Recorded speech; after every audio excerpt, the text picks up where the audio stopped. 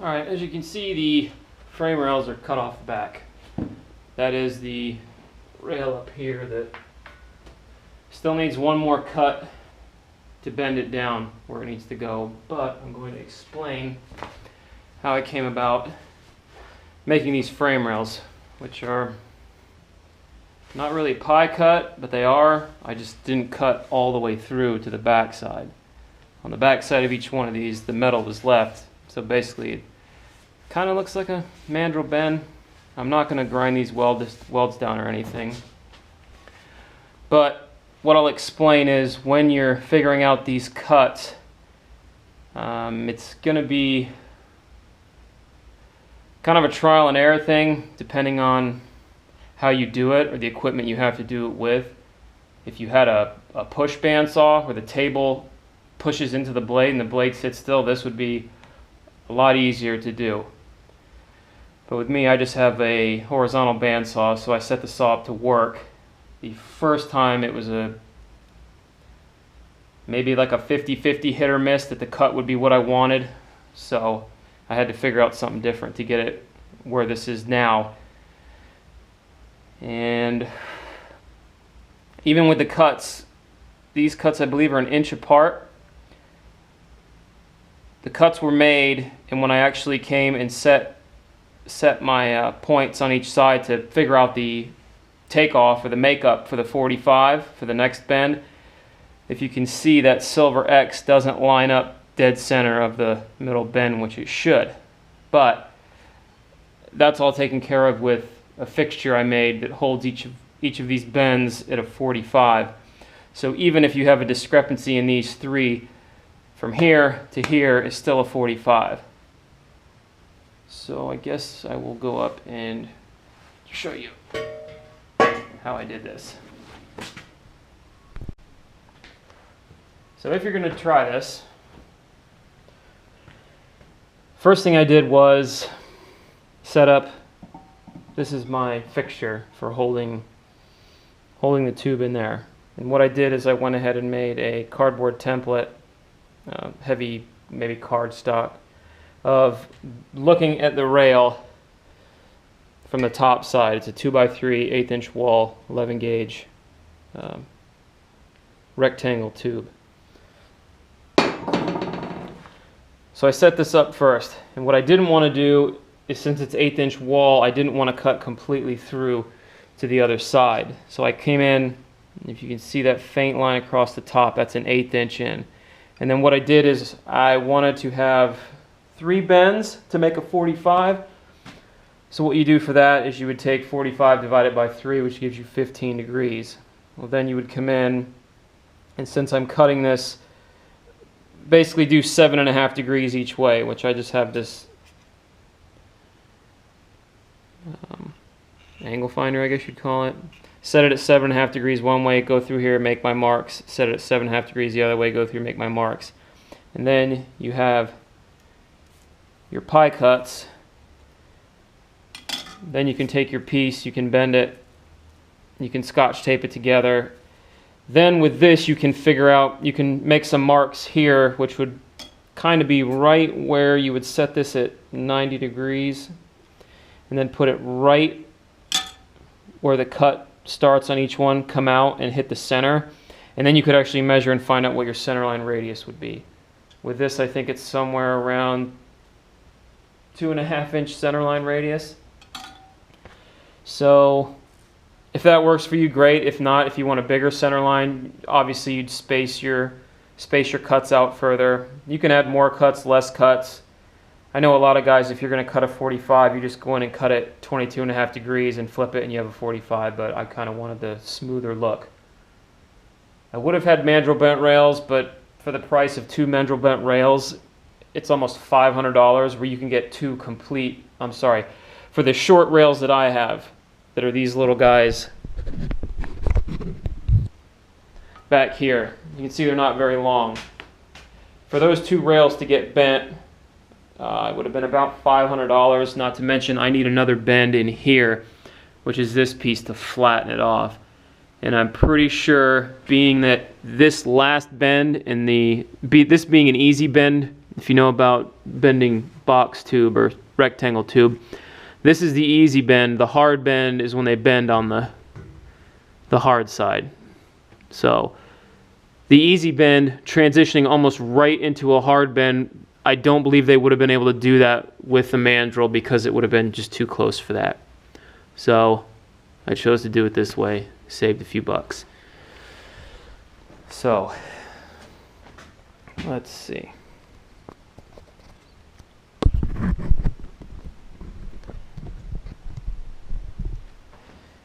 Once you figured this out, great. There's actually there's math you can do to where you can lay this out with a degree you want, how many bends you want, or ultimately how many cuts you want it. It's I think if you look up 3-piece 90s for pipe, there might be some equations online you can get to figure it out. But the easiest way to do it is make a template, bend it. If it looks good and that's what you want, use it. If not, tighten them up, spread them out, add cuts, take cuts out, whatever you want to get it to look how you want it to look. Now I hope, this is my very first piece I did, and I hope with the lighting you can see in there. Jesus, I don't know if that's going to work. If this doesn't show up, I'll just superimpose a picture over it because I took a picture clear as day. And what you're going to be looking at in the picture is, to the left, the first weld, that was my test weld with the machine, and the gap was, I believe, somewhere around 35 thousandths. That was the width of the blade, because it just so happens that cut came out perfect. The next cut was the same thing in the middle, which I just used a little more heat, which you can see the penetration on that. And then the last one on the right side was just a hair under because the gap was a little tighter. But what I ended up figuring out is if I actually went in, well, I take that back, never mind.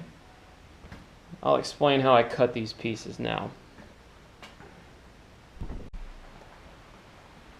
Alright, this is my horizontal bandsaw, and this is what I made all these cuts on. And what I had to do with the original piece was put this in here, put my angle finder on it, tip it up 7.5 degrees, make a cut, tip it back you had to tip it up first. Make the 7.5 degree cut, tip it down to 7.5 degrees, make the next cut. And basically the only thing I had to visualize what was going on is I was looking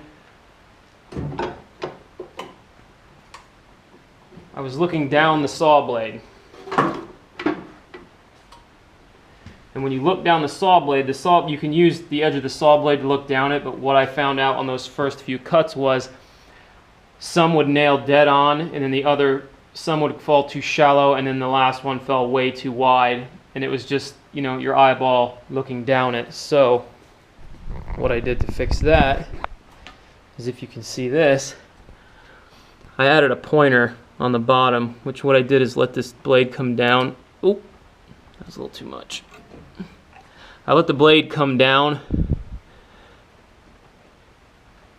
to where it was going to be pretty much at the end of the cut, and I bent up a piece of TIG wire to give me a reference. So now when I had to raise this up, adjust it, I could look straight down, line up the blade with the pointer, and then the cuts worked out better. And actually what ended up happening with that is the cuts worked out too good.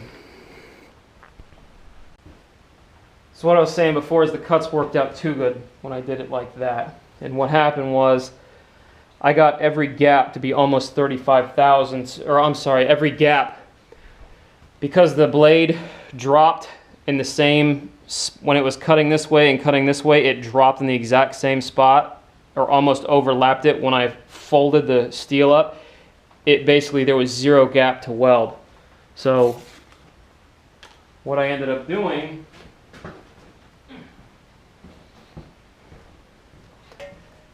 was putting this in the fixture, clamping it in, and because all these gaps were closed, I came down to the bottom and I put 3 tacks on the bottom to hold this where it was at, and then I came in here with a cutoff wheel, an 045 cutoff wheel, and opened up all these gaps welded these from the inside out, all 3 of those, then flipped it. And what I did with my tacks down here is I didn't tack them right on the edge. I tacked them maybe 3/8 of an inch up.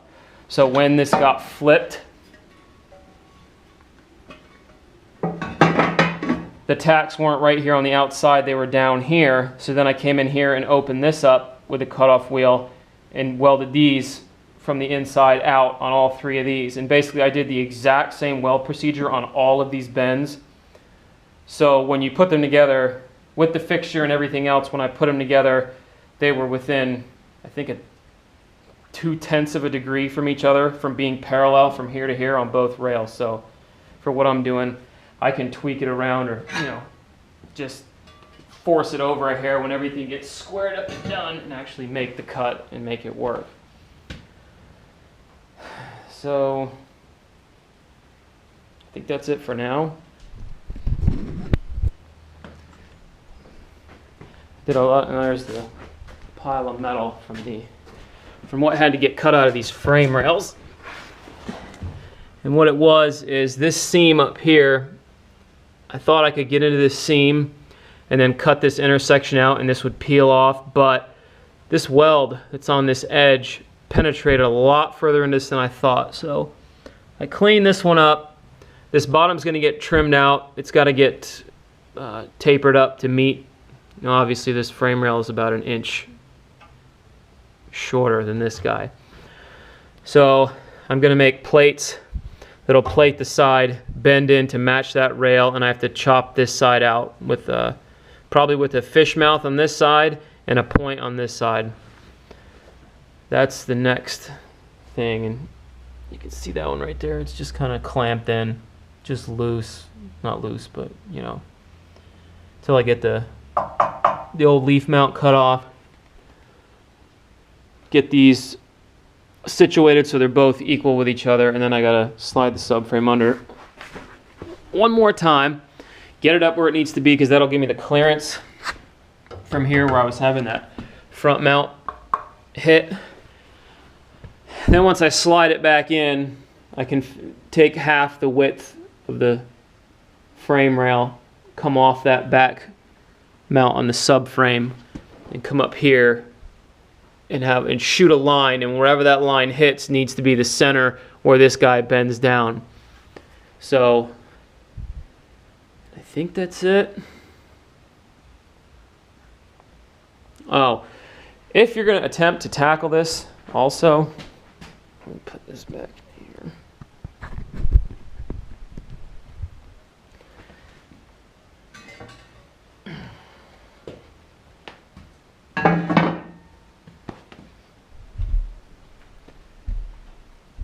I'll explain what I did with this one.